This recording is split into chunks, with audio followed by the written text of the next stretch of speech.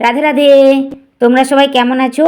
আমরা তো সবাই ভালোই আছি, আশা করি তোমরা সবাই ভালোই আছো। এই যে সকালে প্রথমে স্নান করে গোপাল পুজো করে তারপরে ভাবলাম কিছু জামা কাপড় রয়েছে ধুয়ে নিই। কোথাও গেলে পরে কি হয়, অনেক জামা কাপড় তো বের করে নিই, তারপরে ধোয়ার সময় মনে হয় যে বাবা এত পাহাড় হয়ে গেছে, আর একটা একটা করে আরও অনেক কিছু বেরিয়ে পড়ে। তো এই যে এত কিছু কাচাকাচি করে যখন গামলাটা বের করছি তখন আমি বের করতেই পারছিলাম না। তারপরে আমার বর যাই হোক ছাদে তুলে দিল, তো আমি সব মিলামিলি করে তারপরে নিচে এসে আবার একটা মুড়ি খাবার জোগাড় করে মুড়ি খেয়ে দিয়ে সেসব ধোয়াধুয়ি করে আবার রান্না বসিয়ে দিলাম। রান্না টান্না করে এই যে আবার এই যে আর গ্যাস চুলাটা তো সাথে সাথে আমি মুছেই নিই রান্নার পরেই। রান্নাও হয়ে গিয়েছে, খাওয়া দাওয়া করবো, খাওয়া দাওয়াটাও করে নিই। আর তোমরা কি ভাবছো? তোমরাও খেয়ে নাও। তারপরে এই যে আমাদের দেখো খাওয়া দাওয়া হয়ে গিয়েছে, খেয়ে দিয়ে এখানটাতেও সব পরিষ্কার করে নিলাম, তারপরে সাথে সাথে বাসনগুলোও ধুয়ে নিচ্ছি। আর গ্যাস চুলাটা তো সাথে সাথে আমি মুছেই নিই রান্নার পরেই। জানো তো, যখন ভাবি যে এখন পরিষ্কার করব না, একটু বাদে করব বা থাক পরে করব, আমার সঙ্গে তো এরকমটাই হয়। কার সঙ্গে কীরকম হয় বলতে পারবো না, ঠিক আমার সঙ্গে এরকম হয়। যখনই বলি পরে পরিষ্কার করব, তো তখনই সেই সময়ই লোক চলে আসে। আর বাড়িটা এত অগোছালো তখন সে সময় থাকে, দেখতে খারাপ লাগে নিজেকেই যে এখনই পরিষ্কার করিনি আর এখনই আসতে হলো। কিন্তু কী আর করব, ভালো লাগে না, খারাপ লাগে তবুও। তো সেই জন্যে আমি কি করি, এখন সাথে সাথে রান্না করার পরেই চুলাটা মুছে নিই আর খাওয়া দাওয়ার পরে বাসন ধুয়ে নিই, সাথে সাথে কাজ মিটে গেল। ধোয়ার পরে না তো দুপুরবেলা একটু রেস্ট নিই, তো ঘুমিয়ে গিয়েছিলাম।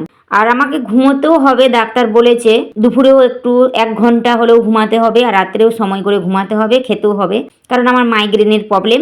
তো সেই জন্যে ঘুমিয়ে গিয়েছিলাম। এই যে মুখ হাত ধুয়ে চলে এসেছিলাম উপরে ছাদে। ধোয়া জামা কাপড় শুকিয়ে গিয়েছে, তো সেগুলো গুঁড়িয়ে নিয়ে আমি খাটিয়াটার মধ্যেই পাট করে নিই। আর কেন জানো তো খাটিয়াটার মধ্যে পাট করি?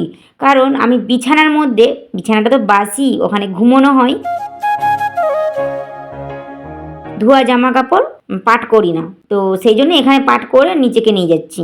যে এত সব পাট করে হয়ে গিয়েছে, এবারে নিচে নিয়ে যেয়ে সব রাখবো আলমারিতে। আমার যেগুলো আমাদের মধ্যে আলমারি থাকবে, আমার মেয়েরগুলো মেয়ের আলমারিতে থাকবে।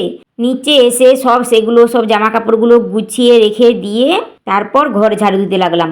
আর দেখো ঘরটা তো আর এইটুকু নয়, ঝাড়ু দিতেই আমার পুরো 1/2 ঘন্টা লেগে যাবে একা হাতে সামলাতে। আর কি বলবো। তারপরে যে রাস্তা ধারে ঘর, শুধুই ধুলো হয় আর কিছুই না, শুধু ধুলো। অথচ দেখো জানলা দরজা সব সময় বন্ধই আছে, তবুও ধুলো কোত্থেকে আসে কি জানে।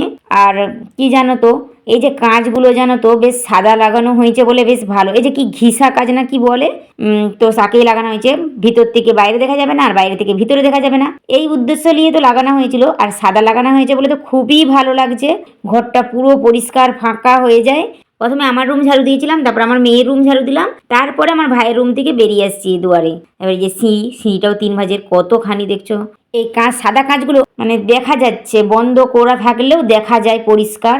আর একটা উপকার করে কি জানো তো, আর জিরো ল্যাম্প জ্বালতেই হয় না, সেই জন্যে খুবই ভালো লাগে আমার। আমাকে ডাক্তার বলেছে যতটা পারো অন্ধকারে রাত্রে ঘর অন্ধকার করে ঘুমোতে, তো সেই জন্য জিরো ল্যাম্প আর জ্বালা হয় না। এই কাঁচগুলোতে পূর্ণিমার আলো বা এমনিতেও আকাশের যে সাদা ভাব যে আলোটা পড়ে কাঁচটার উপরে, ঘরটা পুরো পরিষ্কার ফাঁকা হয়ে যায়।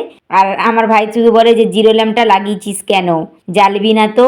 তো আমরা তখন বলি এক তো এরকম আমার অবস্থা, তার উপরে কারেন্টের বিলটাও বেঁচে গেল, সেটাও দেখ। তো খুব ভালো লাগে। হল ঘরের জানলা ফানলা বন্ধ করে ঝাড়ু দিয়ে রান্নাঘর ঝাড়ু দিয়ে দিচ্ছি, দুয়ারটাতেও ঝাড়ু লাগিয়ে দিচ্ছি।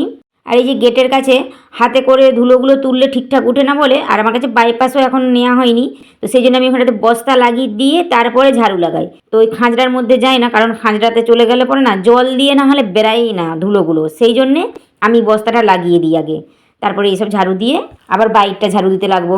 বাইকটা ঝাড়ু দেওয়ার পর আরও অন্য কিছু কাজ আছে। বাইকটা যে ঝাড়ু দিচ্ছি, আর যে দেখেছো সরষে শাকগুলা, আর আমাদের এখন ওই বনগুলো তুলসীর কাছে মানে তোলা হয়নি, তুলে দেওয়া হবে 1-2 দিনের ভিতরেই।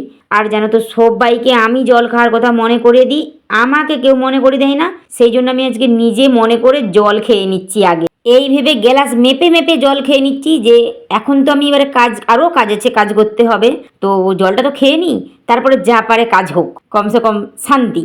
কারণ আমার জলটাই প্রচুর কম খাওয়া হয়ে যায়, এই ভেবে গ্লাস মেপে মেপে জল খাচ্ছি।